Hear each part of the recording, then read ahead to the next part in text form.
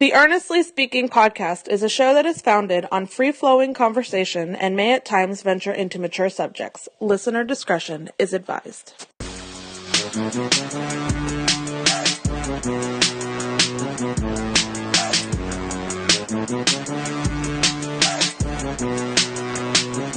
Speaking podcast here. Super Bowl 53 is set. And I'm going to do a brief, this is going to be a brief cold open, very brief, because I'm literally just recording this minutes after the incredible Chiefs-Patriots AFC title game. Now, I gotta be honest with you, I was actually down in Miami with my family, so I missed chunks of both games, to be honest with you. The first game, I watched most of the first game, actually. I missed the first quarter, but I was able to watch most of the game. Rams and Saints. But I'll tell you, Chiefs, Patriots, and I told you guys this on the last podcast we did last week, that the game I was looking forward to mostly was Brady and Mahomes, Chiefs, Patriots. Felt like a change in the guard kind of situation. And I gotta be honest with you, I mean, look, and I've gone through phone calls and texts with fellow media members of mine, friends who all hate the Patriots. And I get it. I get the Pats hate.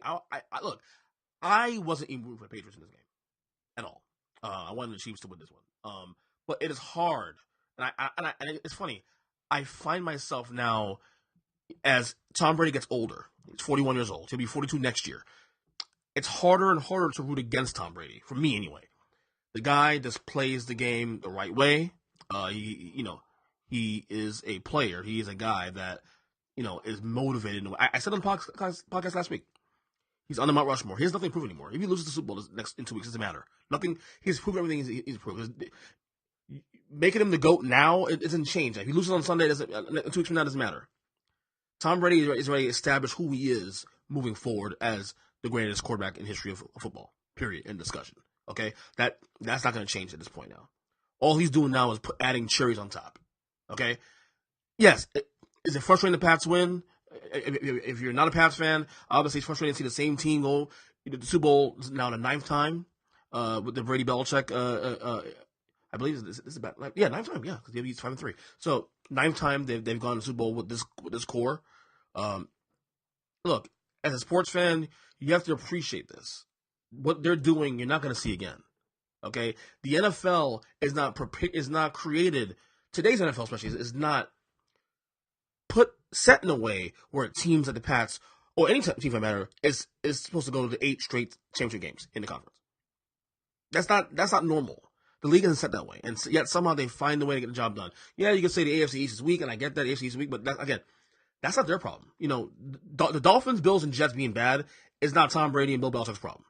Those teams need to figure out a way how to get better. Okay, end discussion. Now, lots of questionable calls in the game. I agree. The rough the passer call, they call, the Chiefs player that hit Brady's helmet, or supposed to hit Brady's helmet. Horrible call. The Pats, yes, got lucky here in moments. I will agree. The refs kind of touch and go. A lot of had both games really touch and go. But overall, the Pats, even with the opportunities, and yes, I agree. The referees they were not locked in the way they should, and a lot of plays, a lot of questionable plays. But the Pats did their job. That's it. For the Chiefs, here's the deal with the Chiefs. Mahomes is the real deal. I am comfortable saying right now he is the best quarterback in the NFL. He is the MVP this year. Okay, Patrick Mahomes is the reason the Chiefs came back in that game. He looked tight in the first quarter, first half. The Chiefs offense was pretty much dead. Mahomes found a way to get the Chiefs back in the game. The Chiefs defense let him down in the end. And look, you got to get to Brady. The Pats O-line played a phenomenal game. Julian Edelman made some great catches. And again, the Pats thing at this point now is year to year. Tom Brady says he'll play till 45. Right now, he'll be 42 by the time he comes back to camp next year. If he comes back next year, which I assume he will come back next year. So we'll see where that goes. I mean, but the Pats are year to year, but the Chiefs are the future of this league. Patrick Mahomes is the future of this league. And I mean, if you're an NFL fan overall, you gotta be pretty damn excited about the state of the league moving forward. Pat Mahomes is the face of the league right now. All right, so again, Pats represent the AFC, the Super Bowl. As for the NFC side, I told everybody I picked the Rams to win this game outright. I felt good about this game going in because of, how both teams looked down the stretch, even last week. And look, the pass interference call, was it pass interference? Yes. In real time, it's definitely bang bang. You can't, I mean, if it's week 7, week 8, you're probably making that throwing that flag. But you can't really. I had a hard time seeing refs throwing flags on a bang bang play in a championship game, which we're not even sure it was pass interference. Now you slow it down, pass interference. You slow it down the cameras, pass interference. Yes, it's there. It's definitely pass interference there. But here's the larger problem for the Saints. They were in control of this game all the way through to the late in the fourth quarter. They had a 13-0 lead. Okay, then they had a 20-10 lead in the fourth quarter. So again, a lot of the problems with the Saints was their own doing, not putting the game away. Sometimes you need to put the games away so the referees don't, for lack of a better word, fuck it up for you. Period. I know it sounds, it's a cheap way to get out of that, but that's the only thing I can really come up with. If the Saints put the game away, that call doesn't matter. The Saints had opportunities to put the game away in the first half, in the fourth quarter, and they didn't do that.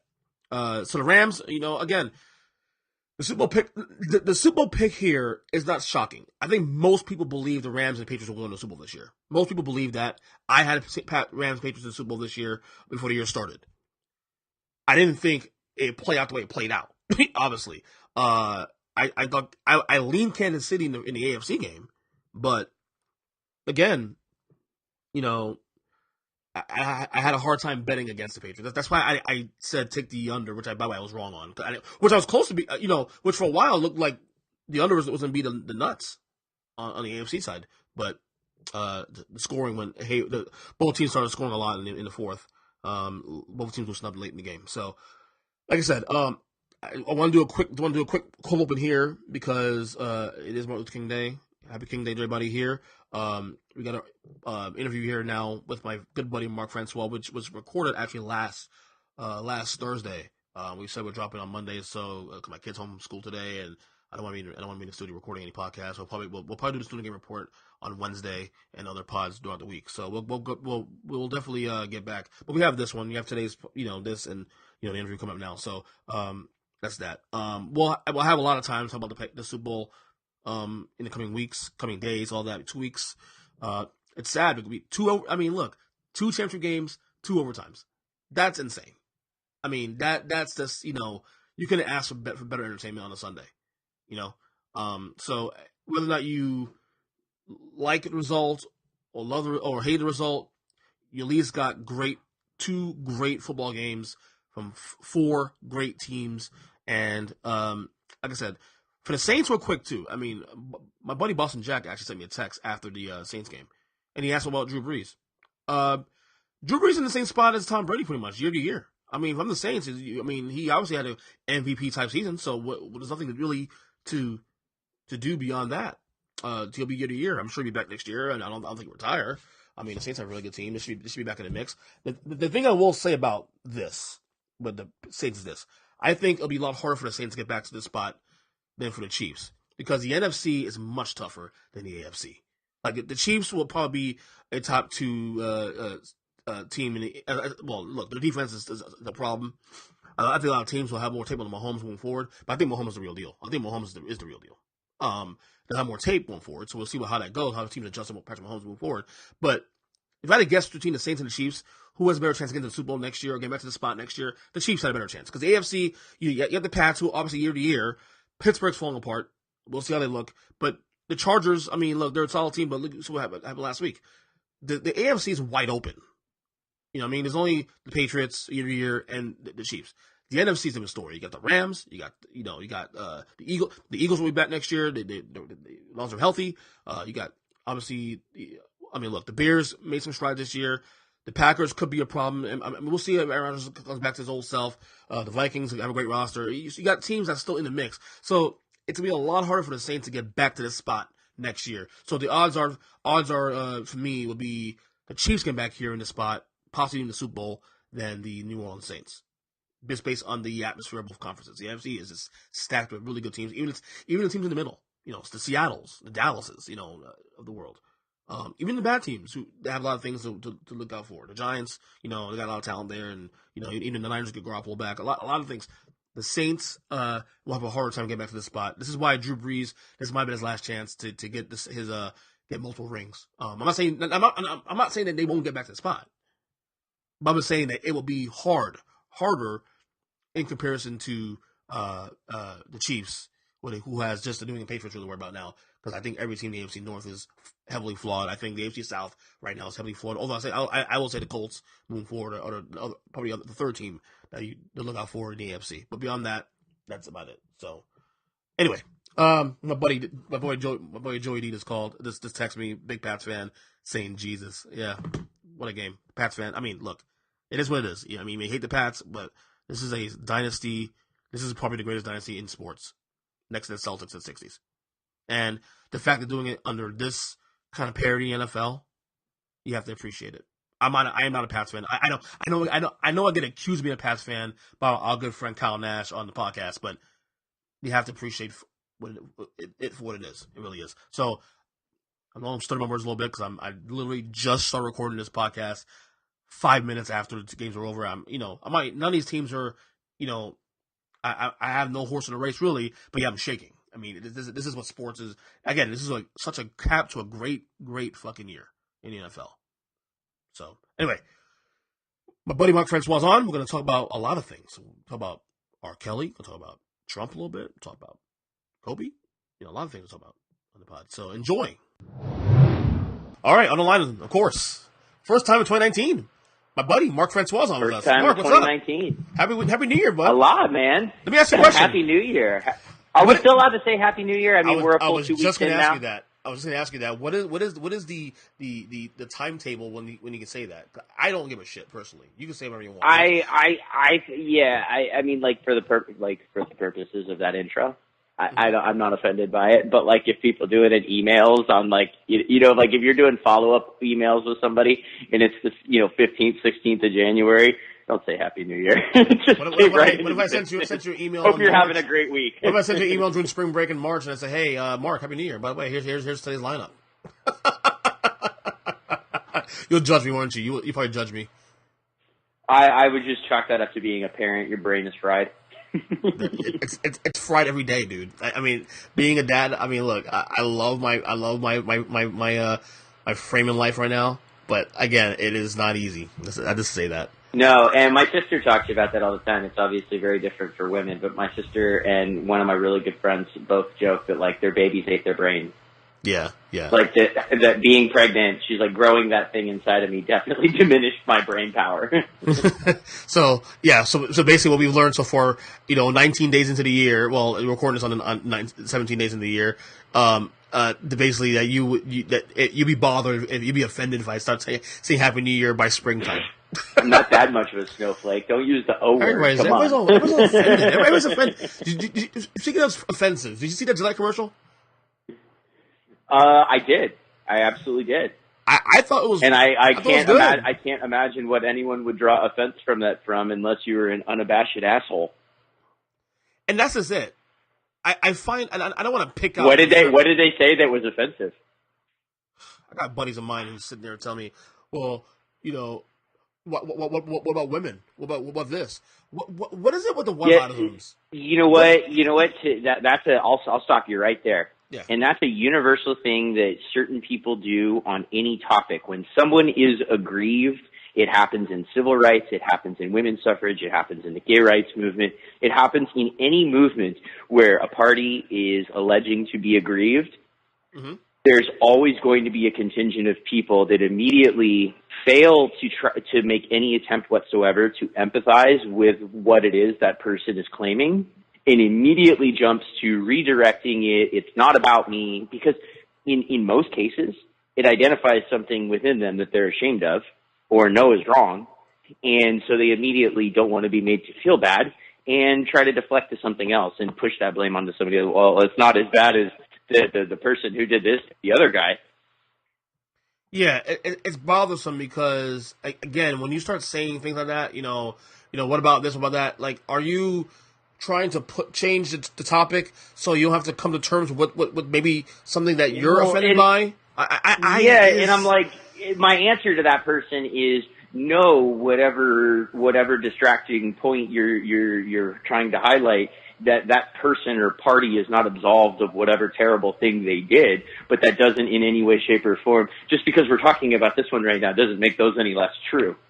Yeah, I agree. You know, it's the same thing with Black Lives. It's the same thing with Black Lives Matter and All Lives Matter and all that shit. It was like, well, no, we weren't saying that Black Lives Matter more. We're just saying right now, because people aren't paying attention and black teenagers are getting shot in the back at an insane rate. You know, it's funny. We need to talk about this right now. I initially said too. Also, I think I texted you this actually yesterday. You know, when we were talking about the podcast, like, you know. Probably the only thing that bothered me about the commercial was the political innuendo. Looking at it again, there really was no political innuendo. No, it was highlighting. It was highlighting something. It was, to me, it was recognizing that. Look, you and I talk about this all the time because we feel as informed people who read, people who feel like we're pretty tapped into where most strife lays in our country. Mm-hmm. That sometimes some of these messages can be a little preachy, can be a little too much, what have you. You and I talk about this in the scope of civil rights all the time. However, there are still a very large contingent of people that aren't paying attention, and they need to be beat over the head with it. And they need to have Cardi B calling people in Washington a bunch of sick motherfuckers. You know what I mean? See that? I saw part of that video. Did you see that? If that's what gets you off the bench.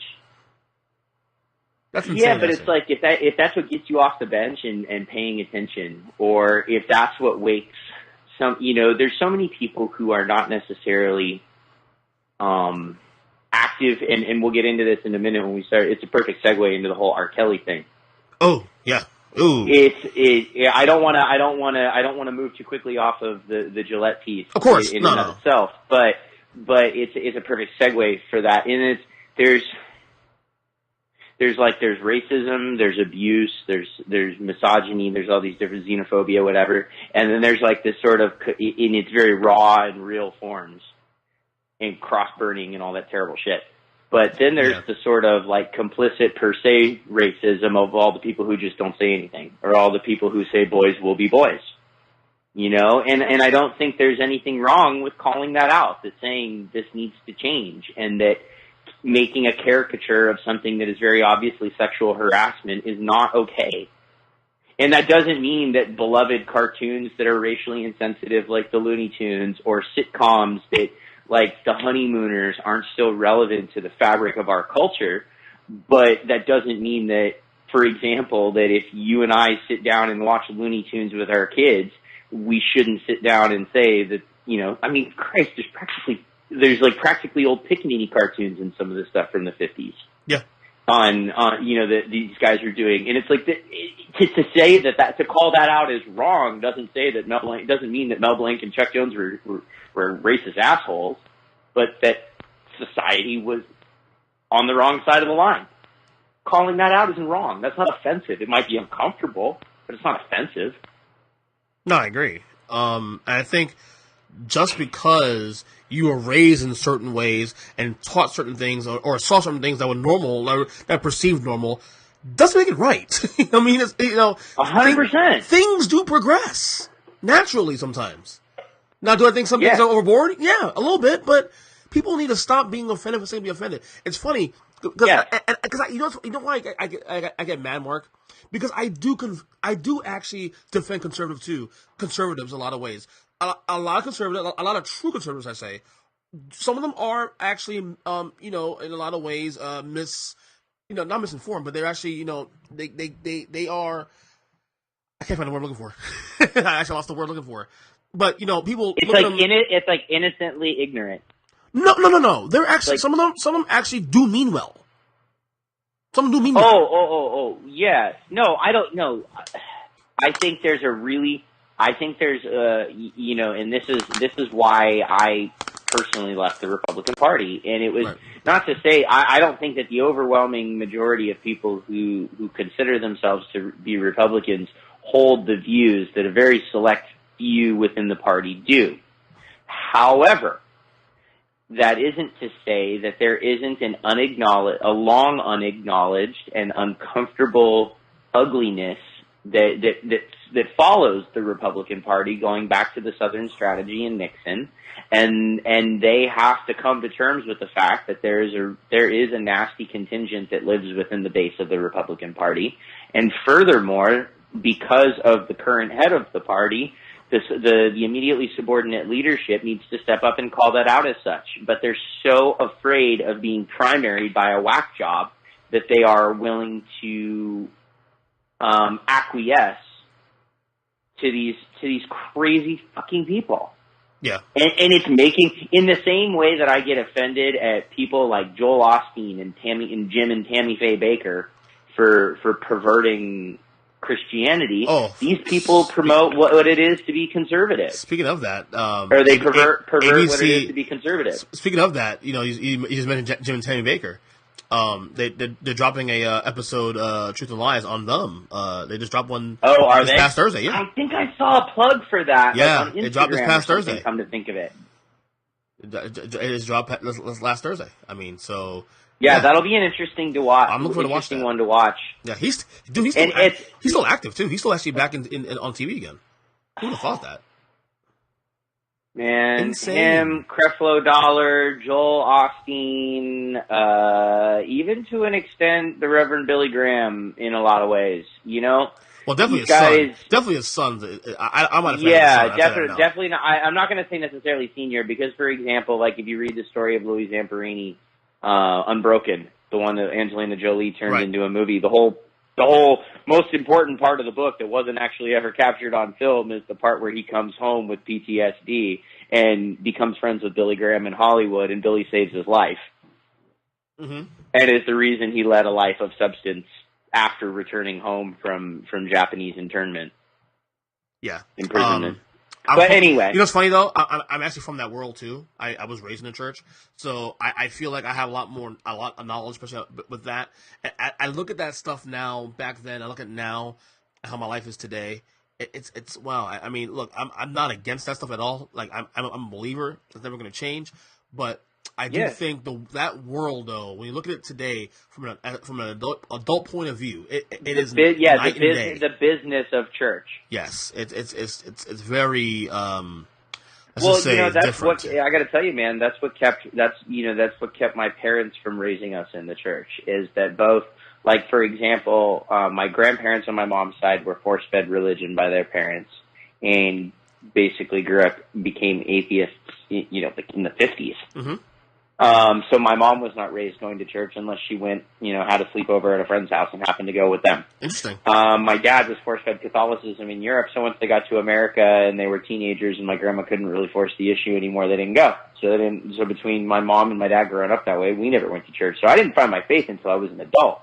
But one of the main driving forces in keeping me away, like kind of in the same way, in the opposing way of how so many people are raised, and it's just a part of the fabric of who they are.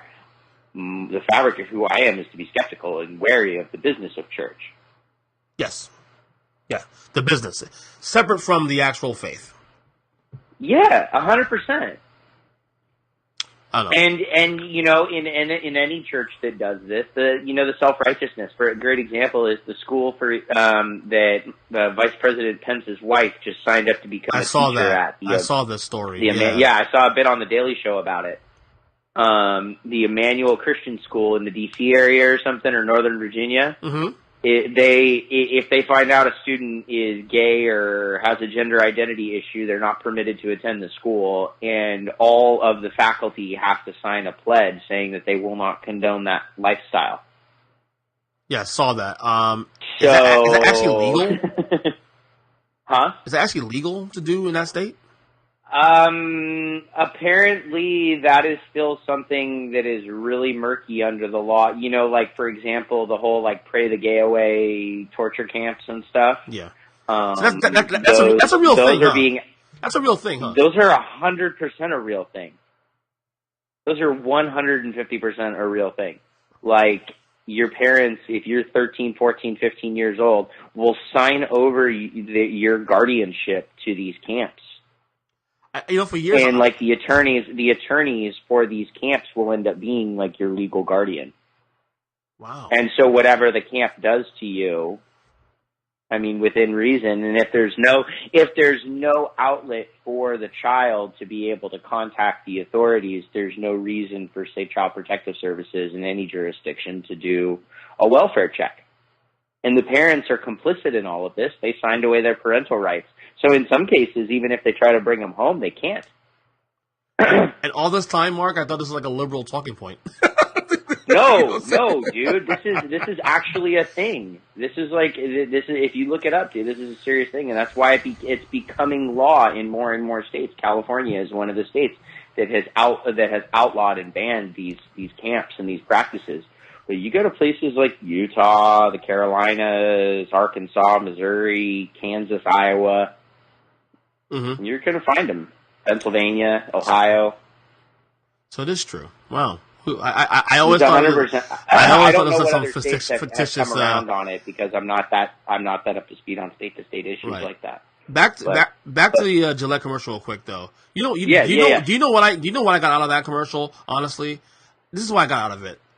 Be better. Do better. To me, it was never an attack on guys. It was be better than you are now. You know what I saw? Don't be an asshole. Okay, you know those like values PSAs that comes on from like the Foundation for a Better Life, like the one where the kid stepped on the line and was out of bounds, and he's like, "Coach, we got to tell him," stuff like that. That's kind of how I saw that. I saw it like a PSA for being a better human, raising better boys. Like, what's wrong with that? I guess. Mark, I guess if they didn't put Anna Kasparian on the commercial, maybe it'd be a lot more taken, less, I guess more acceptable to.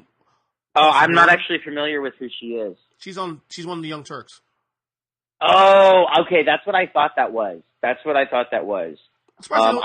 few of their viral videos, but I don't follow. Yeah, I don't follow them closely. I don't either. I actually stopped following them recently because I think they're too far to the left for my taste, man. They're a little. Yeah, it's to me, it's a little bit of like blue Rush Limbaugh. Yeah, and it's like I end up agreeing with a lot of what he says, but some of it is just so annoying. I'm like that guy Sink or however you pronounce his name. Yeah, he's the main guy. That's our co-host. Like he's so overbearing. I couldn't have told you who his co-host's name was. I know him and Ben Shapiro had a couple of debates actually in the past. Well, Ben Shapiro gets heated too. I saw him in some documentaries on Showtime where they don't bleep things, and I was like, he's a lot like Josh Lyman on you know what's funny though? I respect Ben Shapiro though. You know why? Because he's like in a way like they're he's kind of like Bill Maher in that sense that he will call out his own. He's not one of those Trump guys. Like I'm not even sure he didn't vote for Trump actually. I think about it. He said he didn't vote for Trump in the election, and he said on record that if they found proof that Donald Trump had colluded with Russia, he should be out of office. Period. End discussion. Yeah. He's just a true what Ben Shapiro is a true blue conservative. Period. End discussion. Well, and that's really it. I think there's a lot more of that exists in the GOP that doesn't get attention because Mitch McConnell and Paul Ryan don't subscribe to that. They're not conservatives, dude. Can we go ahead and just? Well, I know they're puppets. Yeah. They spend they spend like liberals. So if we're gonna allow, come on now. Yeah, so that said, now that there is, Democratic control of Congress, I think they're going to throw enough flares and shots over the bow at the direction of the administration just through the simple, just through the basis of performing their most basic oversight functions. That's going to provide a lot of cover to moderate Republicans. Yeah, absolutely. They will be able to jump on bandwagons because they'll get enough. The worst of it will already be over, and it's like any Republicans that jump the aisle won't get in trouble for it. Yeah. Speaking of presidents and whatnot, I gotta tell you this fascination the last like 6 months, I guess, or recent months of on Bill Clinton. That you see playing out on television, on podcasts, all that.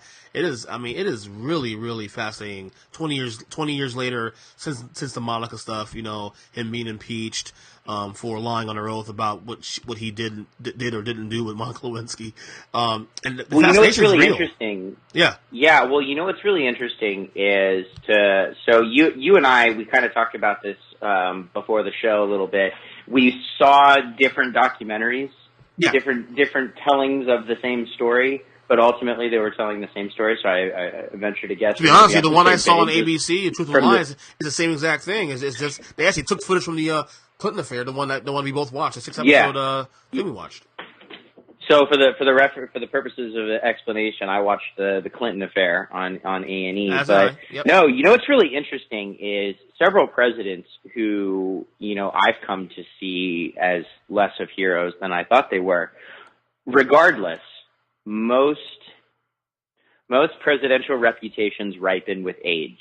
Even people who were viewed as morons, bumbling fools, even guys who say, for example, weren't elected. By the time Gerald Ford died, everyone was pretty nostalgic of him, and most people really couldn't, unless you were over the age of 50, 55 by the time he died, didn't really remember him other than as a caricature on The Simpsons. That's right. So his wife had more. His wife had more equity in the American public than he did. Yeah, but I venture to guess. The average American between the ages of 28 and 40. If you were to mention Betty Ford, you would have to remind them that she was the First Lady of the United States. That's true. They would know who Betty Ford of the clinic is, yes, but it would not. They would just as soon, I venture to guess, assume that they are attributed to right. motor cars as to the presidency. But then, Mark, my suggestion to the 28 to 40 is get your fucking heads in a history book. How about that? Well, that's a different conversation. I'm a dick. Sorry, I'm just being a dick about it. I apologize. Go ahead.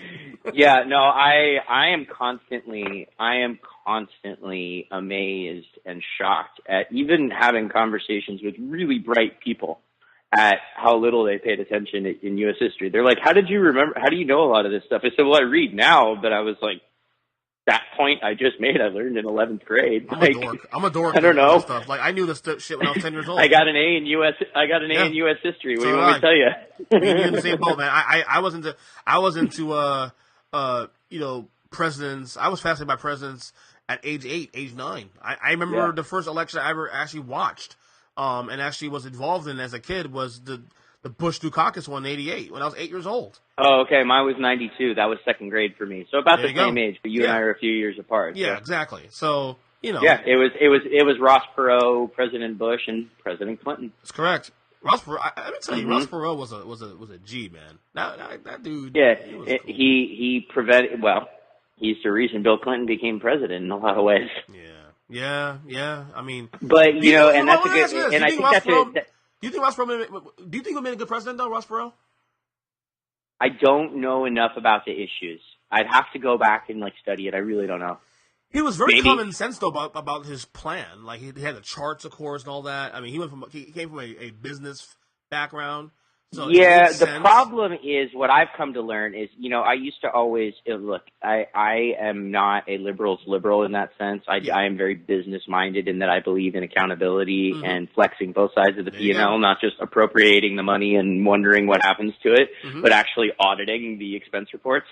I agree. That said, what I've come to learn through the course of the 2016 election and whatnot is the idea of electing a businessman president necessarily. And I'm shooting myself in the foot for my own political aspirations because I'll be a businessman candidate, but I also have been poaching books, law books and history books off my sister's shelf for years. So, I'm Goodwill hunting the history part, the history and law part.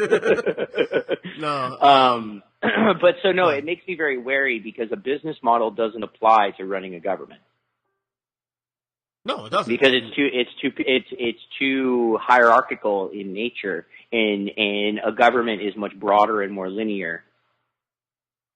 Unfortunately, though, the electorate doesn't see it that way. Well, of course. Well, but 42% of the electorate of the registered electorate chose not to participate, and if did not participate was a presidential candidate, they'd be sitting in the White House right now. Good point too. Yeah, I don't know. But yeah, the Clinton thing. I mean, obviously, I have a completely different. Just in short, I have a completely different view of his presidency and him as a human. Well, I've long soured on Bill Clinton in the last 10 years.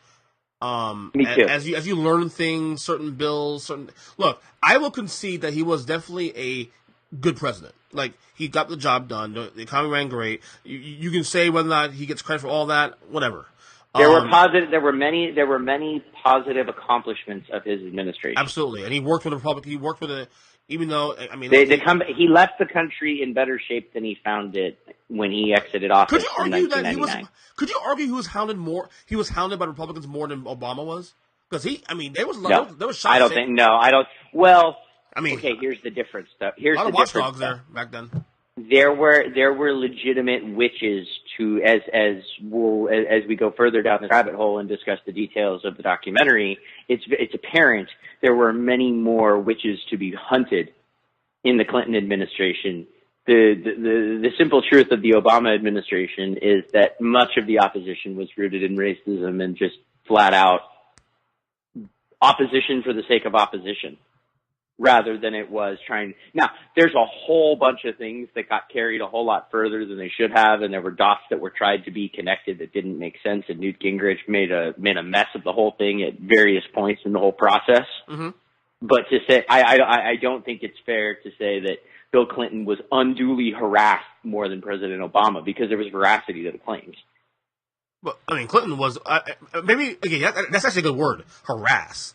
I don't think Clinton was harassed, but there was definitely a lot of underlings, Republican underlings, trying to there were kill the guy. There were people that were fighting hard to uncover whatever skeletons existed in the Clinton closet. There were armies of people tasked with identifying them. That is absolutely true. Yeah, and it was done with completely malicious intent.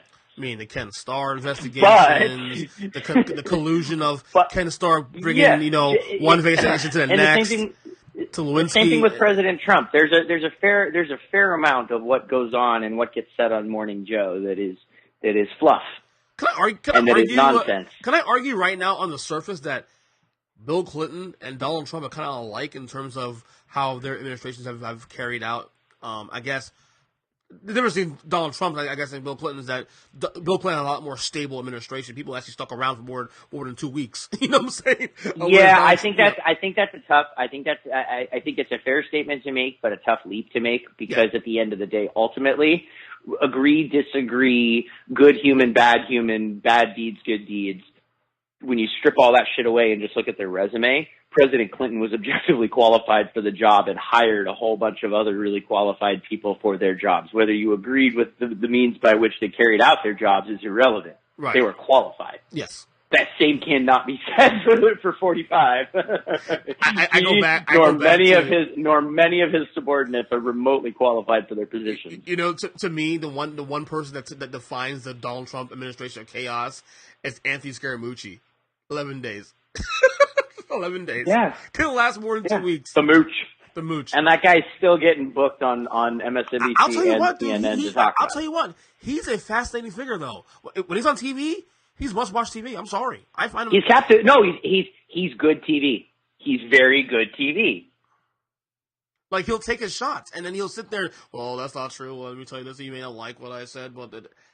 he has a lot of suave to him. I like the guy, man. I may think he's a and I've seen him on in one of the guys I really like on MSNBC is Ari Melber on The Beat. Yeah. And he's had Scaramucci on there a few times, and Mooch has tried to peddle some nonsense, and Ari's like, whoa. Don't even start going there with me, bro. That's not how it works on this show. You know better. Yeah. No, Mooch is cool. I like Mooch. Mooch is he's a fascinating figure. But this documentary, man, the Clinton affair. By the way, if you haven't seen it, guys, it's on A&E. It's a 6-episode documentary.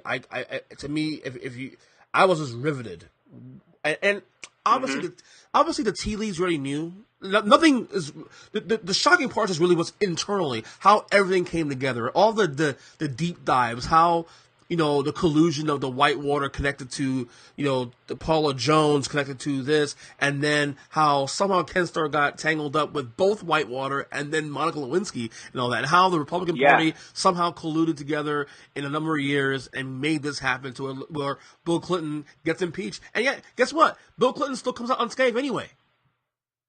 And what's really sad in all of this is that no less than 3 women, there's a 4th woman who was in the documentary whose name is escaping me now, but Paula Jones, Jennifer Flowers, Monica Lewinsky, and the 4th woman Is it Juanita Broderick? Is it Juanita Broderick? Juanita Broderick, thank you. I felt like she sullied her reputation participating in that circus before the debates with President Trump. Mm-hmm. And so initially when I saw her in the documentary, I went, oh, damn it. Mm-hmm. Like, her, really? But then you listen to her story. And when you boil it all down, when you get through all the legal mumbo jumbo, all the political, maneuvering and everything, 4 women were assaulted, harassed, raped, or mistreated in some way, shape, or form by Bill Clinton, repeatedly, intentionally, and in a calculating sort of way. Yep. And in order to protect his reputation, these women's lives were destroyed to varying degrees. Mm-hmm. Monica Lewinsky is literally the first internet joke. That's correct. First big, notable, internet laughingstock. Yeah. And her life was absolutely destroyed at 25 years old. And how she's still walking this earth is to me, the greatest testament in strength. I agree. She's survived. And what was really interesting for me personally was, I can remember being 14 during that whole thing. And the week that President Clinton copped to it, where he wouldn't say he had sex, but he admitted that he lied. What is and that he cheated on Hillary. What is that week? What is? We got to define the better definition. Sorry,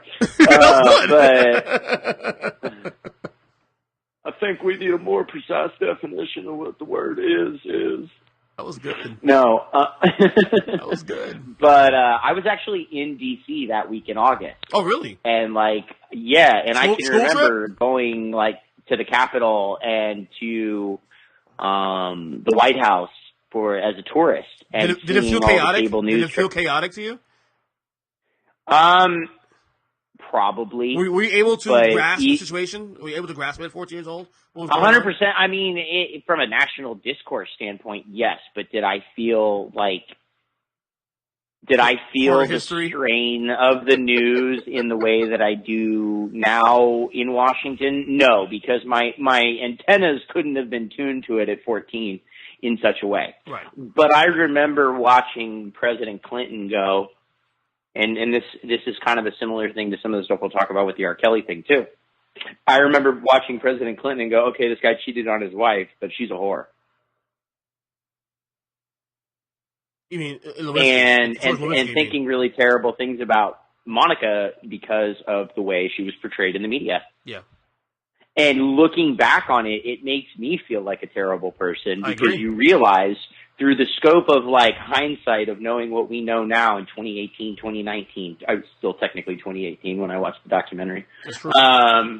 But through the scope of being 20 years removed and the progress that our national discourse has made, if that same story were to occur in 2018, it probably would have ended his presidency. Yeah.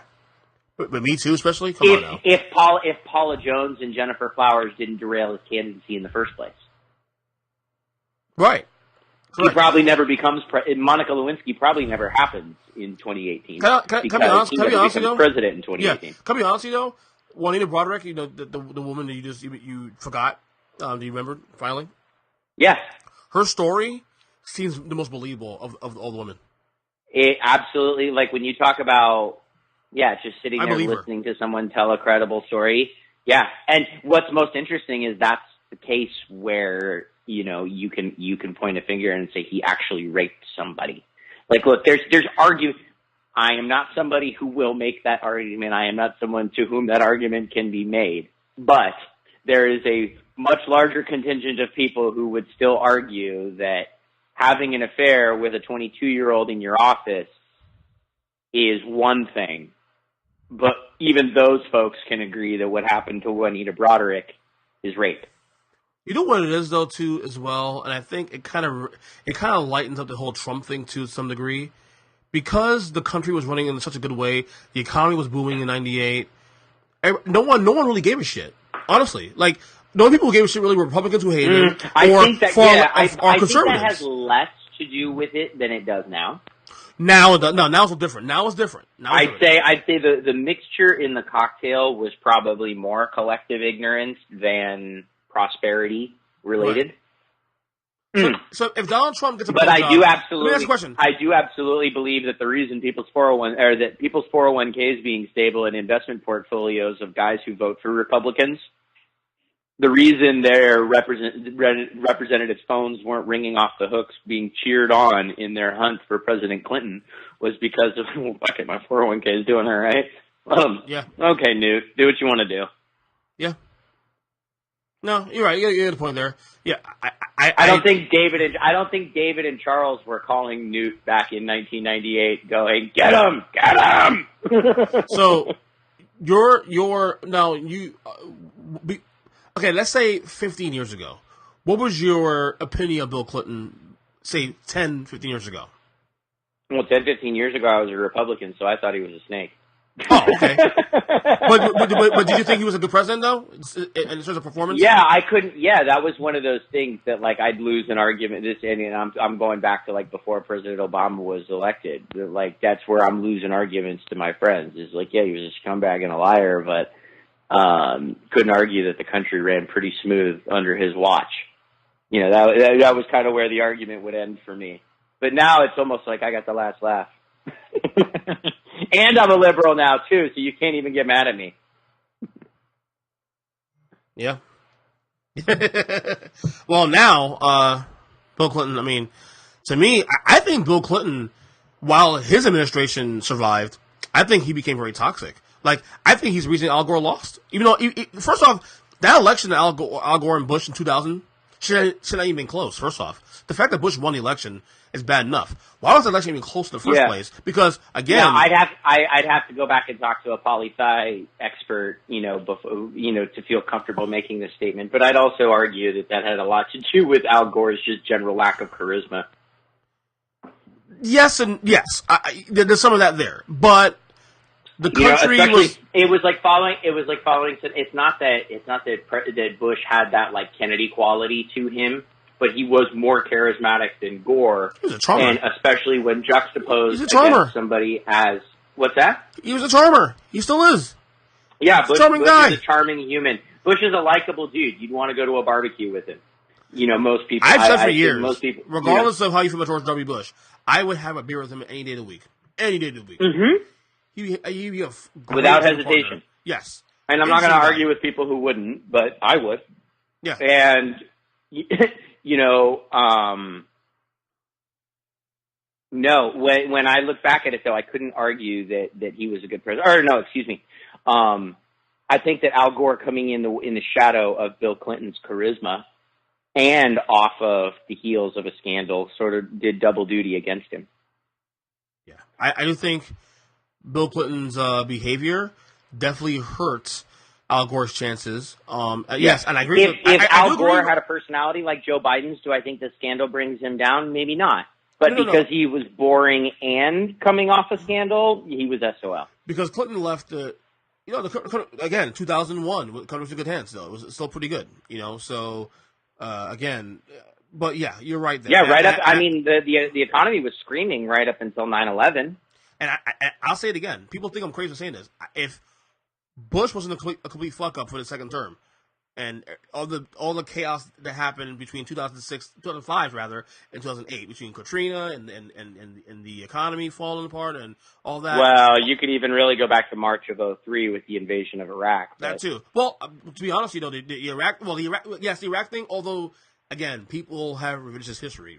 Everybody supported the war in Iraq initially, including myself. Yes, but you got to also there is legitimate truth to the fact that the American people, and including Congress, were not apprised of all the details. No. Well, right. In hindsight, yes, agreed. And yeah, I changed course after figuring it out 2 years later. Why was I still here? Well, and I've come to take a different approach to. I've come to take a completely different approach to looking at the whole 20th century and early parts of the 21st century and nation building and toppling of leaders. I think we made a lot of mistakes on that front, and that our overall approach to IR has had a lot of flaws since World War II. Yeah, I don't think Obama gets elected if W has a solid second term. I think John McCain would have been a great handoff. Hard to say, but yeah, I think President Obama was an incredibly charismatic candidate and one of. But he was also taking over a toxic presidency. That was the other thing. He was also young and unqualified. And had he come off of or had he been going up against the Republican Party that was up to their eyeballs in good PR, yeah. John McCain would have had the political, if he didn't have all this turmoil and President Bush not being able to campaign for him because he was toxic to the president, all these different things. Likely McCain picks Lieberman because he's got enough political cover to go with his gut and he doesn't take the pressure and picks Sarah Palin against his better instincts. I agree. You knew that was a Hail Mary. You know that, right? That was a fucking Well, yeah, and I mean, when you go back and you watch the HBO documentary on his life, I mean, he says it pretty point blank that was not his call. Yeah. And that was one of his few regrets in his political career, was that was one of the very, very, very, very few instances where he didn't go with his gut. So, needless to say today, he felt it was a mistake. Needless to say, you're not fond of Bill Clinton today. No, honestly, I don't think he should be revered as a hero. I think what he did is disgusting, and I think that as we are talking about, for example, the Gillette commercial and raising better boys and aspiring to better things, I think we have enough people, even within the scope of just men and white men, hell, if you want to get that narrow about it, I think we have enough other of them to tell our people to look after or to look up to, that we're not going to do ourselves harm by saying this is not someone you should look up to. That despite the fact that this person achieved and attained great things, this is not a way you want to conduct yourself, and this is not what you want to aspire to. And that's absolutely, if the day comes that I ever have my own children or that I ever talk to children, my nephews, nieces, what have you, about presidents in history, that's exactly what I would tell them about Bill Clinton. Can you separate the two, though? Bill Clinton, the politician, who was brilliant, obviously. There's no doubt that he was a brilliant politician. Versus Bill Clinton. I think at a certain point in government, there's a line, and I don't know where exactly that line is in title. But the point is that you can't. And I really don't think you ever should. Because frankly, if you're talking about the average man, how you treat women is one of the most basic indicators of your overall just character as a human. Right. And if you believe in any situation, whether it be sexual or otherwise, that you can use the power you have for personal pleasurable gain, I don't want you running a fucking Chick-fil-A. Well, good point. Because you're going to sexually harass the cashier. It's the same thing. And I think that saying because somebody did great things, this is the same reason we have to, you and I have had this conversation before about Michael Jackson. Right. We have to mute R. Kelly.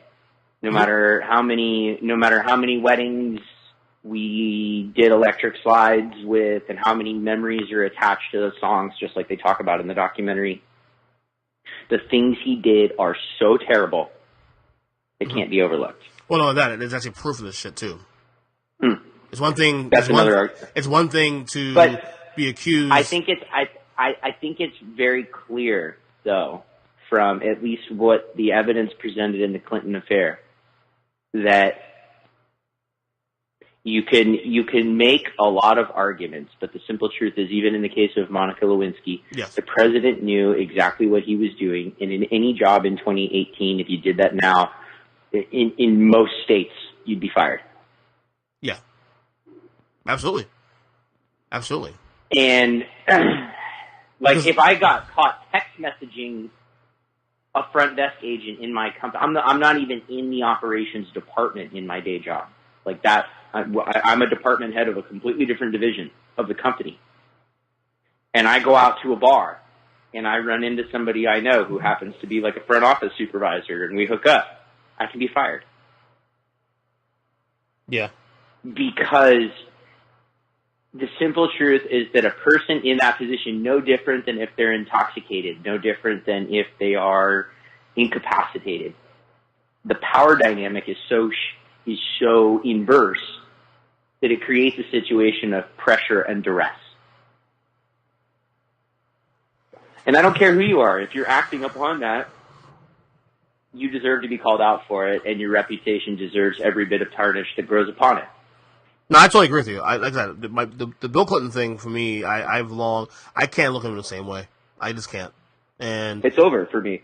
Yeah. Any regard he held, what little regard he held in my mind as a revered president. And I mean, you know what really hit it for me? I will, even as much as it tastes like vinegar in my mouth to do so with its current occupant, I will always show due reverence out of my own appreciation of history and tradition and all of that star-spangled awesomeness that you and I hold. You know, I will always show due reverence to the office of the president. If I ever met Bill Clinton, I would call him Mr. President, but I would still think, Mr. President, you're an asshole. Privately. Yeah. You know? Same way about Trump. Like, I'm not a fan of Trump at all. I respect the office.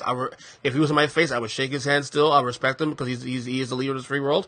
But I will not vote for him in 2020.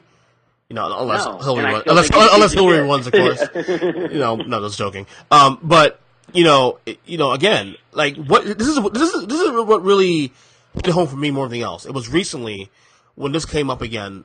The Monica thing came up again before the documentaries came out, whatever. When someone asked Bill Clinton to apologize to her, or would you apologize? And he and he went off on that. Yeah, I'm like, it was during the 2016 campaign. Like, he was asked if he'd ever apologize directly to Monica, and he got all defensive. And I'm like, hold on, wait a second. I mean, I know you're a former president and this and that, but you're still a human being. You know, you nearly destroyed a woman's life, and at least acknowledge that point. Nearly? No, you did.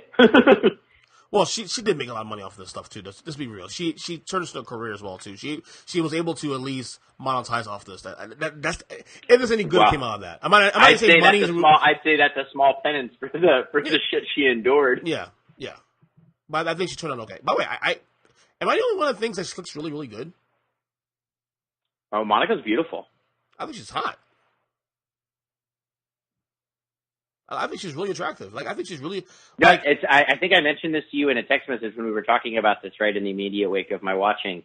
But we actually... There's this mask. It's like a geometric... it's basically the algorithm of beauty.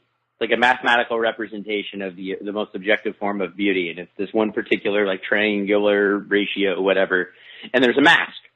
Yeah. That gets made of these proportions, and you can lay it over somebody's face. They do this, and you'll find what's the name of the show again? I love.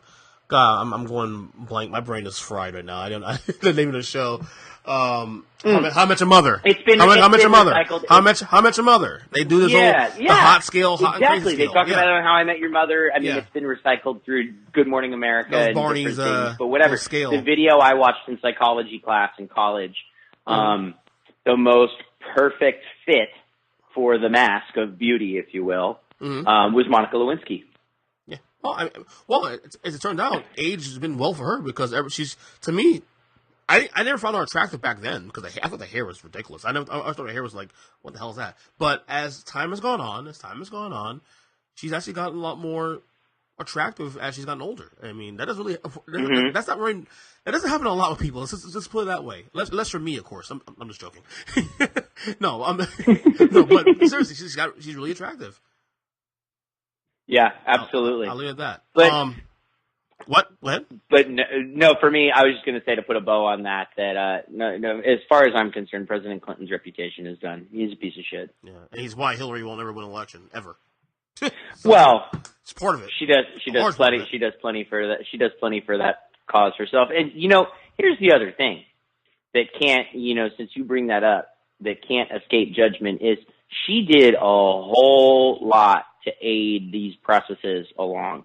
Mm-hmm. And for all the work she's done for women's causes over the years, and for all the people like, who have been on her campaign that will get on TV and defend her, and then will get really pissy if you say anything bad about her. She did a lot of really terrible things in the 90s, in the 80s, and she was complicit in the destruction of several women's lives. Yeah. Again, guys, this is a liberal saying this. Hey. Like I said, people assume that liberals always, go down the line. No, they don't. Terrible humans are terrible humans, regardless of whether or not they're pro-choice. Yeah. Exactly. Trump is a terrible human. The Clintons are terrible humans. The two are completely removed and disconnected from my political ideologies. Exactly. Okay, you teased a couple times in this podcast. Let's talk about it now. Surviving R. Kelly, the big documentary on Lifetime that aired a few weeks ago. I finished it pretty much the same weekend it came out. I actually built my playoff weekend, wildcard weekend, around that TV show. Make sure I watch it around it, so I can not. I want them to watch it within the same weekend. I gotta tell you, now, obviously, if you follow R. Kelly's music and you follow R. Kelly for years, obviously the speculation has been there for years. You knew about this was going on. Yeah, I mean, I remember watching the BET interview on 2020 and seeing the follow up with Diane Sawyer and thinking, at the time, in the moment, this is probably 2002 when the trial first started, thinking, okay, this dude's a freak, but he's not a pedophile. Sure, he's nasty, but I mean, he's an R&B singer. But man, it's disturbing. The documentary fucks you up, man. It's disturbing because, again, when you hear Lisa Van Alstyne, how many? My hands up. How many of us have knocked boots, to use a 90s term? How many of us have knocked boots to feeling on your booty? I haven't, actually, so no. Well, okay, but in general, that was on the playlist when I was 19 and thought that shit was cool. You know what I mean? I gotta be honest. And other than a couple of songs, but he wrote that about Lisa Van Allen when she was 16. Well, I get off this scot free because even though I still own a R. Kelly CD, one CD, years ago, the Art album, and I like a couple of his songs here and there.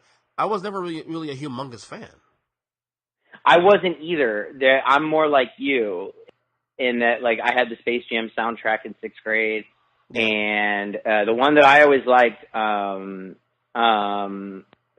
Go Getta, the feature he did with Jeezy. Yeah, that was always the R. Kelly jam that I think of, but it's not even really an R. Kelly song. But I mean, he's just a sick human. He's just a really, really, really sick human, and it's apparent that awful things happened to him and his two brothers as children. Well, you found out, you heard that apparently his sister molested both the brothers, him and his brother as well, and they've confirmed this already.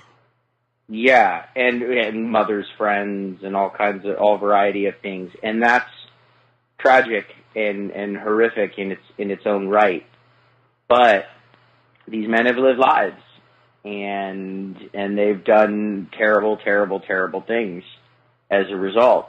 And one of the things that really shook me was P-tape? the depravity of it. And I'm blanking on her name right now, but the degree to which he isolated his wife, that she didn't even know Andrea Kelly. what was going on, Andrea. Literally under her feet. Andrea, thank you. She literally, she knew what was happening to her, and she was being abused and mistreated. Do you believe her, though, that she knows what's going on? Do you believe her? I find it hard to believe to some degree that you don't really. Here's why. When you study psychology and you study trauma, and you talk about the connection between the amygdala, the hippocampus, and the frontal cortex, and now you're starting to go really far down the rabbit hole of like biopsychology. Mm-hmm. But when you are confronted with trauma, the most primitive parts of the brain take over, and your flight or flight mechanisms can have a really powerful impact on your ability to reason and rationalize with your given situation.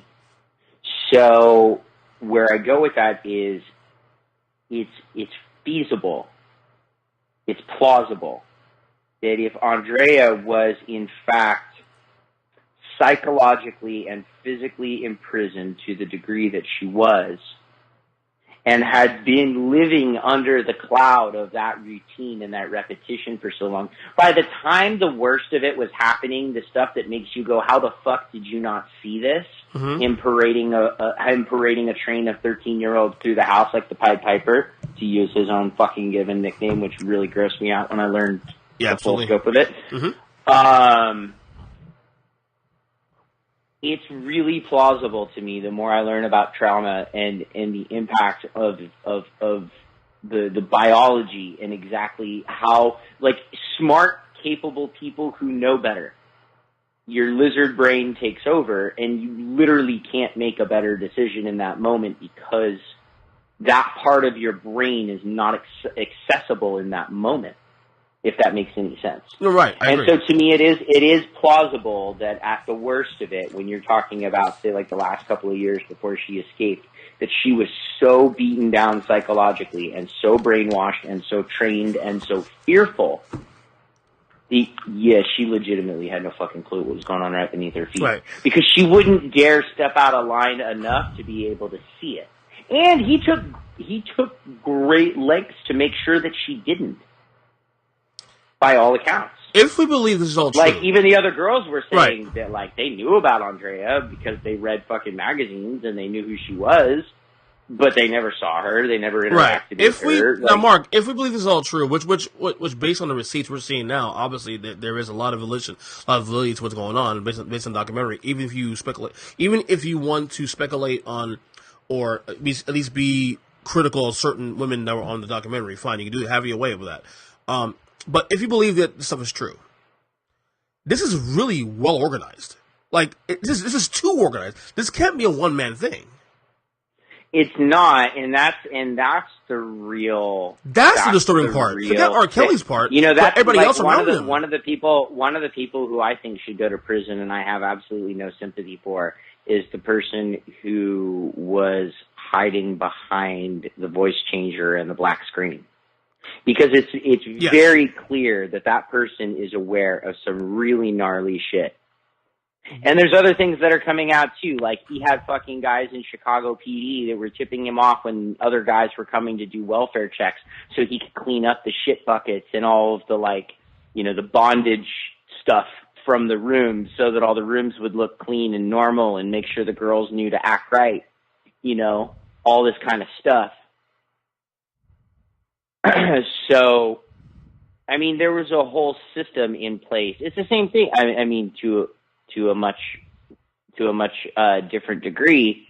Very similar to Tiger Woods. Anybody in power doing shit they're not supposed to do, there's a team of people. I mean, like they say, I mean, he's fucking illiterate. He doesn't know how to book an airplane ticket. How is he booking airplane tickets for these little girls to be flying from Atlanta and God knows where to come hang out with him in Chicago? And I think that's the sickest part of all. It's not even the R. Kelly part, because obviously R. Kelly part is the R. Kelly part, but it's people participating in his way of life. That's the fucked up part. Yeah, like, for example, as I watched the first 2 episodes unfold, there was a moment where I felt like, for the older gentleman who was like his tour manager and assistant for a long time, that was one where I felt like, I want to say his name, I can't think of his name right now, but that was like old Uncle Charlie that you always let hang around. And Rob was lying to him, because he could never deal with the shame of letting old Uncle Charlie know he was fucking around with little girls. Yeah. And so for a moment, I felt like, oh, okay, no, that guy was kind of an innocent victim in this. He was one of the people that Rob very deliberately kept on the outside of all of it to protect himself for plausible deniability or what have you. Mm-hmm. But then, as like the rest of the story unfolds, you like, no, this motherfucker was right up in it. No doubt. No doubt. It's sickening. It really is. The documentary. It's a whole thing. And I mean, even he's in prison. So what does that tell you about him? Like, obviously that man's made some mistakes in his life, but like his brother up there trying to say like little girls is just a preference. No, it isn't. You say the same thing about Jared's sick ass or about Jerry saying that. No, stop it. Ugh. Well, I mean, my wife refuses to watch it because she's going to be angered by it. She said she'll be really pissed off if she watches the documentary. I told her. I couldn't. I tried to watch it straight through and I couldn't. You didn't finish it? Man, no. I did, but I had to I had to break it up a little bit. The part that got me, and it almost astounded me to hear it that she got shit for this, or that people came at her from the other side. But I mean, really, nothing surprises me from the internet anymore. Yeah. But Sparkle. Yeah. When the niece of hers who was unidentified, who she and her parents signed the NDA and refused to identify herself in the PP tape and all of that stuff. When Sparkle talked about like how it destroyed her family and how the level of guilt that she has to live with every day, that like she introduced Rob to her niece. Right. That she believed that because like she always kept him in check and he never was able to get away with that shit with her, that it somehow was gonna protect her niece.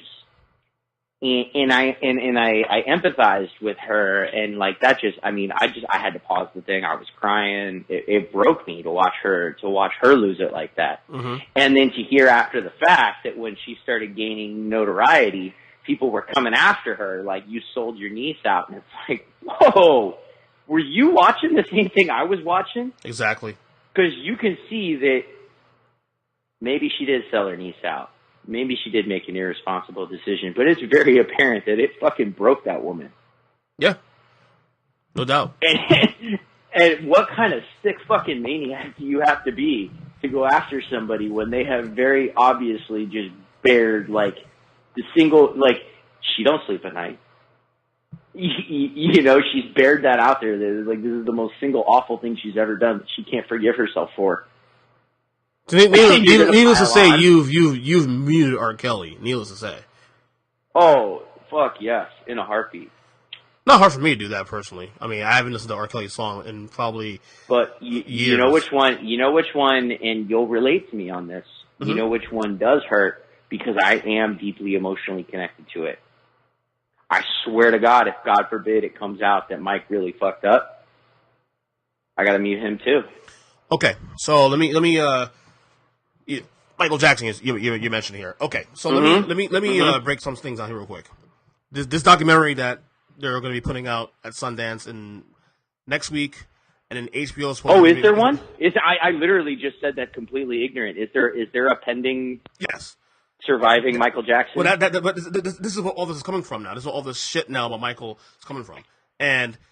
People have asked before. Okay, so in fairness, outside of immediately pressing news pertaining to Washington and the financial markets, I have been really bad at pop culture stuff. No, it's all right. So I'm completely ignorant on the Michael Jackson thing. Right. So it's reigniting Mute R. Kelly is reigniting the Michael Jackson thing. Well, it has a little bit sort of, but then now there's a documentary being played at Sundance next week.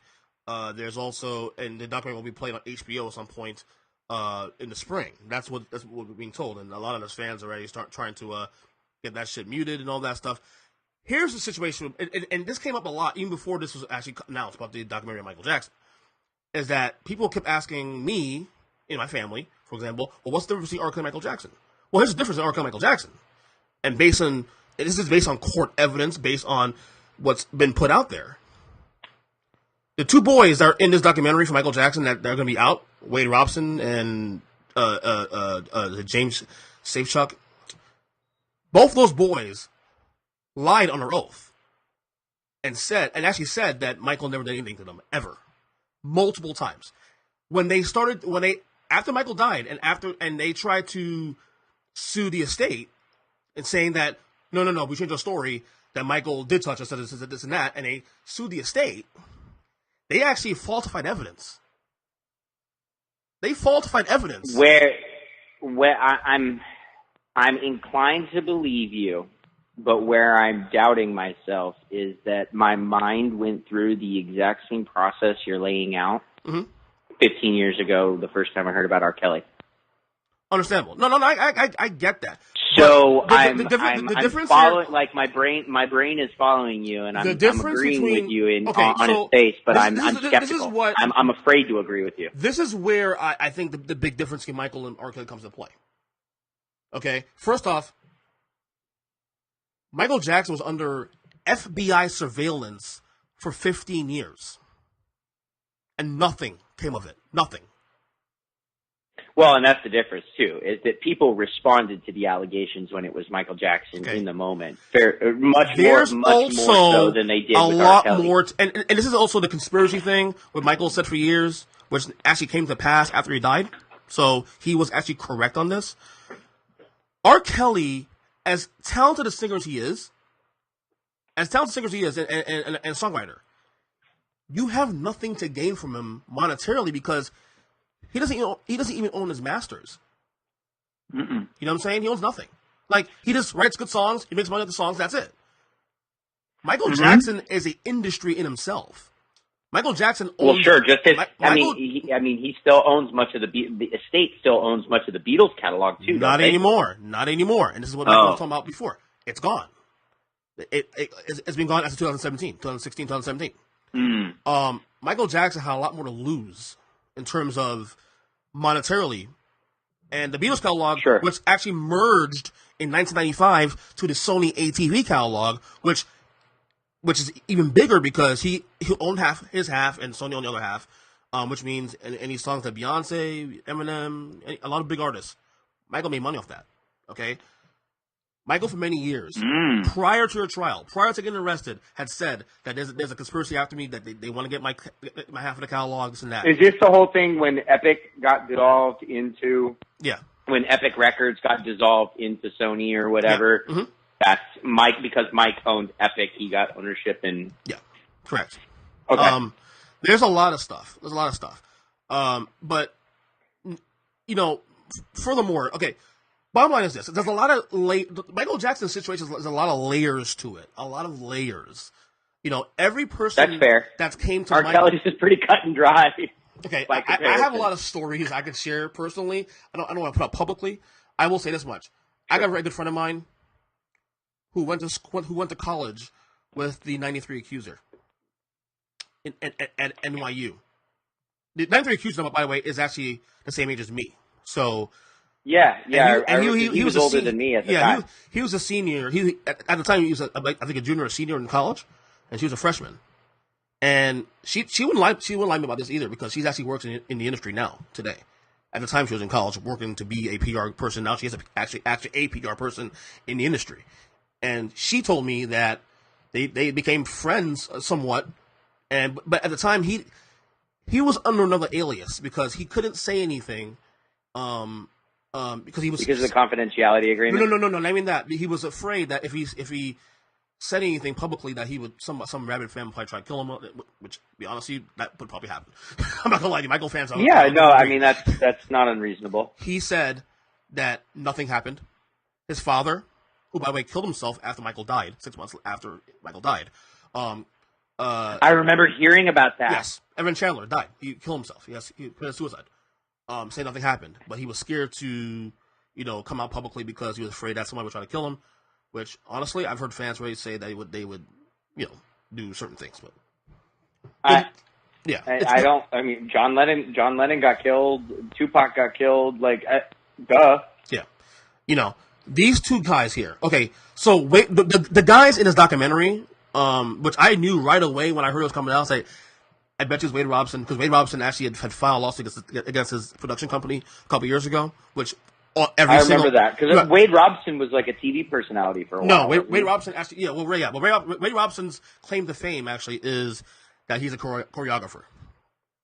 That's what it was. Right? Wade Robson. He was Britney Spears and NSYNC's choreographer for a long time. Wade Robson got blacklisted from Hollywood 10 years ago.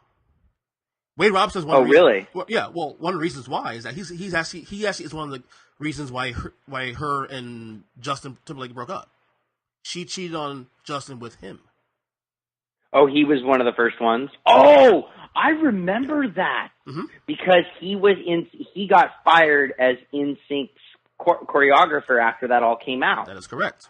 My sister was a big NSYNC fan in that time period. Well, Wade Robson and Michael Jackson were really good friends. Wade Robson, Michael Jackson is the reason why Wade Robson existed, because Michael brought him up from Australia to get him a career, this and that. Wade Robson for years at the trial in 2005, publicly on television, on TV shows, defended Michael. Even said that nothing ever happened. Nothing. Vehemently defended. Yeah, I remember that. It's really interesting. He'd be in. That's why when you mentioned his name now, that surprised me that was the name associated all of a sudden with the now, documentary. He's all of a sudden saying wait, I did get abused now. He's broke. Now, okay, he's broke. This is bankrupt. me 100%. This is me 100% thinking out loud, just being a conspiracy theorist. Go ahead.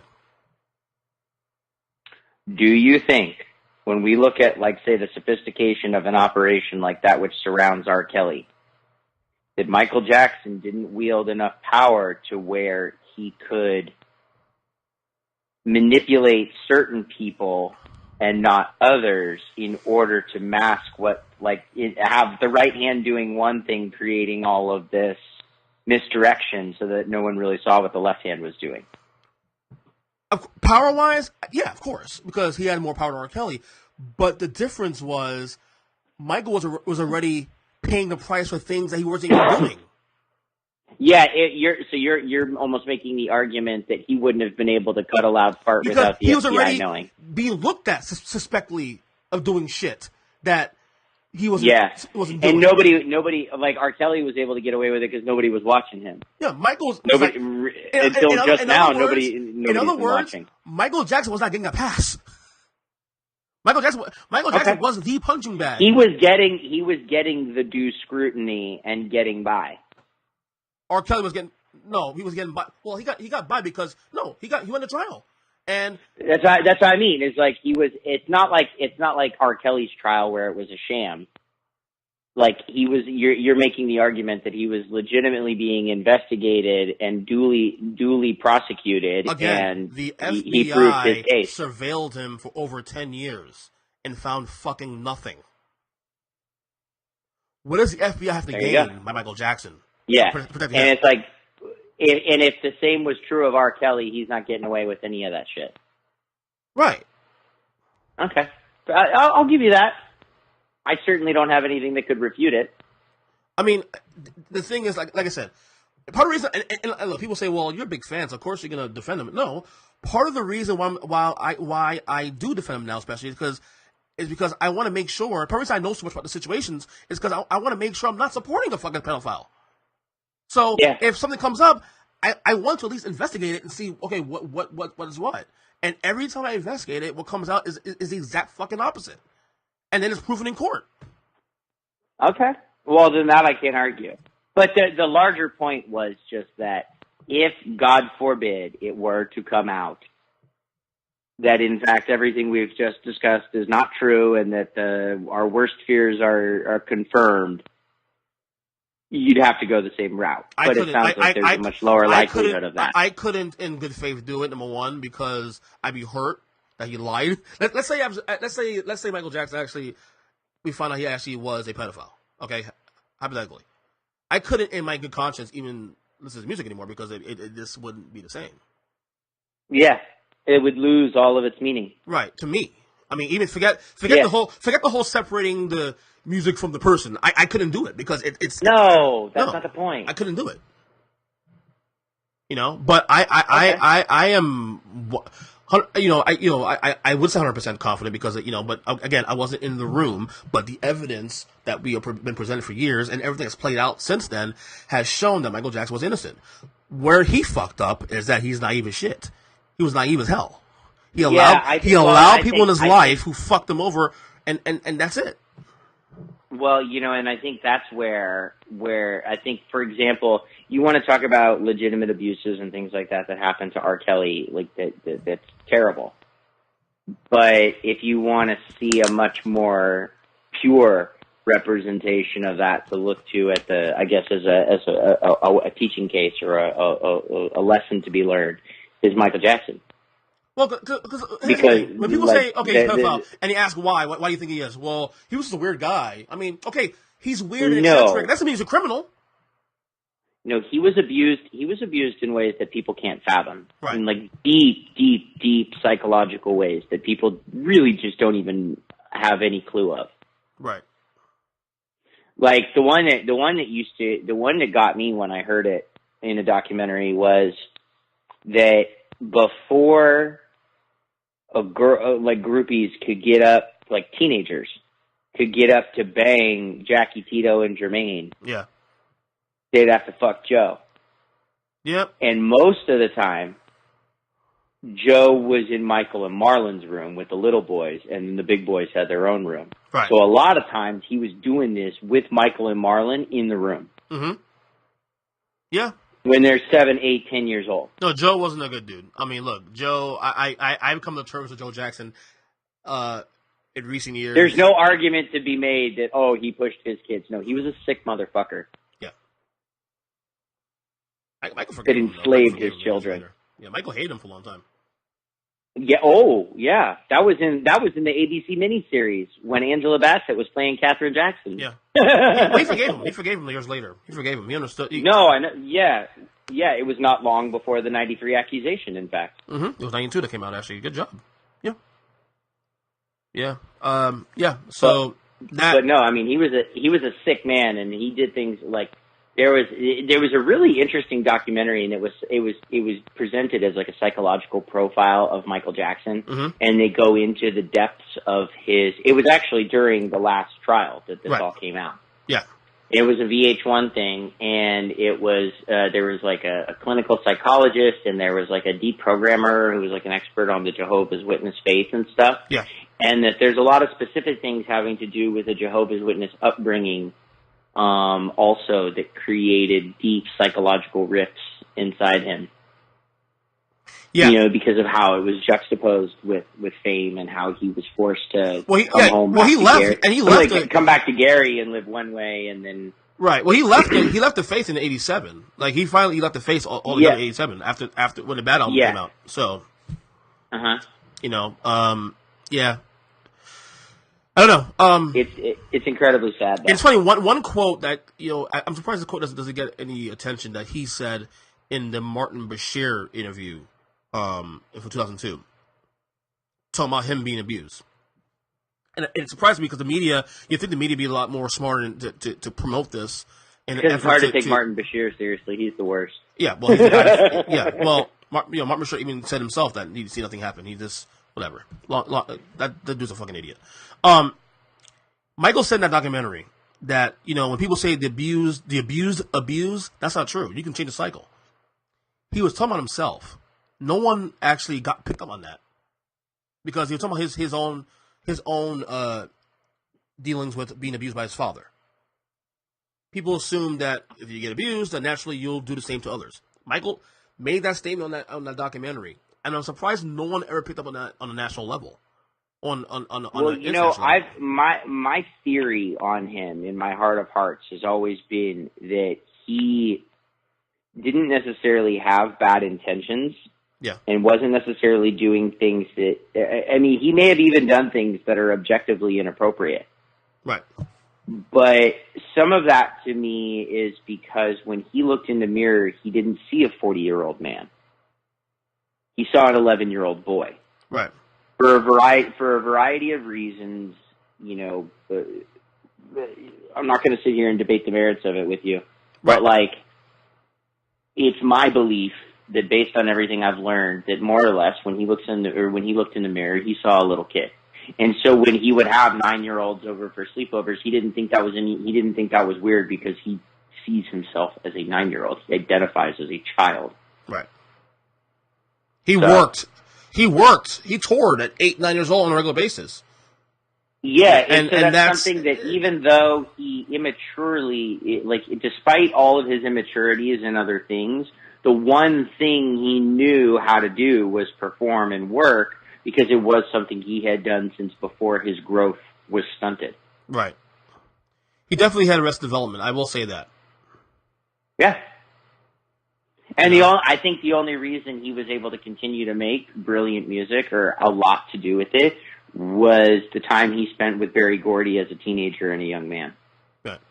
And he was driven to be great. He wanted to be great. He wanted to do, big things, and he did that. Obviously. Yeah, there's no question. People talk about that all the time, that like his attention to detail during concert prep, or like even when you watched the This Is It documentary and you would see what do you think every step, every movement. Who do you think Kobe Bryant credits for that?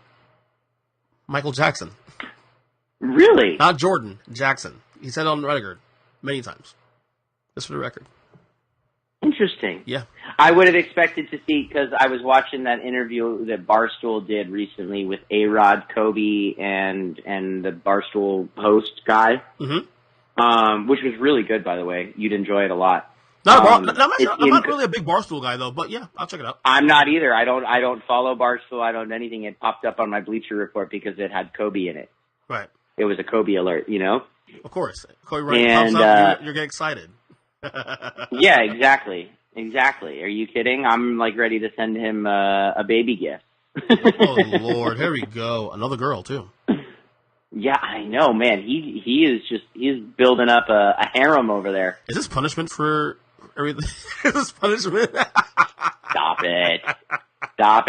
No, I'm joking. No, I don't believe he did. Dude, but his oldest daughter is going to make a run for like Lisa Leslie and Candace Parker and Sue Bird's records. She's 16 now, right? How old is no, she's not that old, but she's close. I think she's like 13 or 14. Okay. And she's built just like, she looks like him. She looks just like him. She's Vanessa's face, and then everything else about her is Kobe. Yeah. I think Gianna. I think Gianna is the oldest. Kobe Bryant in retirement is really fascinating. I will say that. Kobe Bryant in retirement. Yeah. Well, it cracks me up too, because we talk about this a lot on LA radio. Like you hear this conversation comes up a lot, particularly in the lane of like the LeBron hatred and like the Kobe haters or the Kobe lovers not welcoming LeBron. Yeah. And the guy, John Ireland, the guy who calls the radio broadcast for the Lakers, he talks about that. He goes, anybody who's taking that position has no clue who Kobe Bryant is. Like none whatsoever. Yeah. You have no idea what drives him. And he says it very plainly in the Barstool thing. Like, for him, it's not about his legacy. Like, yes, could you make the argument that he was very much about himself as a player? Yeah, you could. But also, when you further unpack it, you realize it's just that his work ethic is really that sick, and that he truly believes in his heart of hearts that if I can do it, you can do it, and we're professionals, so you have absolutely no excuse for not keeping pace with me. And the only people who don't like it are the people who can't hack it. And he talks about that in the same interview, too. He goes, all the guys that I ever won a championship with, I'm still friends to this day. Yeah. And Smush Parker's name came up, and he's like, yeah, I don't talk to Smush. Yeah. We don't talk. Smush had a lot of words about Kobe. Remember, couple years ago?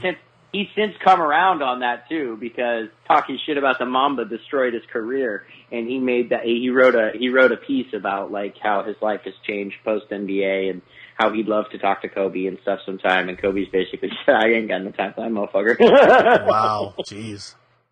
Hey, at least Kobe's consistent, right? Well, and his thing is, it's like I venture to guess, like with a lot of people, he's probably not terribly warm and friendly. It's like that if he thinks you're full of shit, he thinks you're a person of little value. And that's not to say that value to him, but if you're not somebody who's going somewhere and doing something, he's going to identify it really quickly, and he's not going to fuck with you. You think he'll pipe down as he comforts in retirement? You think he'll still pipe down, be a little nicer? Maybe a little bit, right? I mean, he's an Oscar winner. I think all men just tend to get nicer in old age as a rule. Some of us do. Like you know, because you care, like you kind of hit that crossover point where shit just doesn't bother you as much anymore, and you're like, kids, because like you get to a certain age and everybody's a kid, and so you're like, these kids, kids, fucking kids. Anyway, Mark. Yeah, so no, I think he's gonna get warmer and fuzzier as he gets older. I got Grandpa Kobe. Even at 90, he'll still be a savage, but I think he'll be warmer and fuzzier than he was at 29. Yeah, I see Kobe that smirk at 60 and 70 years old. I can see it. I can definitely see it 67 years old. Mark, anyway, man, it was fun. Long podcast. This is a good one. This is a real good one. We got a lot of stuff in. Actually, we did. It's funny. We can never do a podcast without mentioning a Laker. You gotta. I mean, it's requisite. That's your requisite. Wow. All right, no resentment there. Plug away Twitter. Hey, yeah. Excuse me, I've lost the ability to speak. We had such a good pod. Yeah. No, at Francois Marc on Twitter. You guys know the handle. And dude, let's get after it again soon. We got some crazy shit in Washington going down with the shutdown and what lies ahead. So we'll have to do this real soon. You think it'll end soon? I really don't know. I really don't, because the sticking point has really come down to the fact that Trump says he wants the $5+ billion, and he's instructed Mitch McConnell not to hear anything that doesn't have on it. So until somebody blinks, I don't know. Well, but I got to think that the Democrats have the upper hand. We're actually recording on a Thursday. This is going to drop on a Monday. So maybe between now and Monday, the shutdown will end. I doubt it. But yeah, well, I would hope so, because the big deadline is going to be the day after this drops, Tuesday. If they don't get a deal settled by Tuesday at midnight, there's not going to be enough time to process the payroll, and government workers would miss their next paycheck that Friday. So that would be like the third or fourth missed pay period. Situation. My God. Oh. 800,000 people, man, and that doesn't include like the service members and all the other people that are working without pay and shit. It's unfathomable. And by far the longest shutdown in American history. Well. Yeah, but that's the longest shutdown. Believe me, the biggest shutdown you've ever seen. Terrible shutdown. Terrible shutdown. That fucking shutdown. guy. Mark, thank you. All right, my man. Be good. All right, buddy. Go Rams.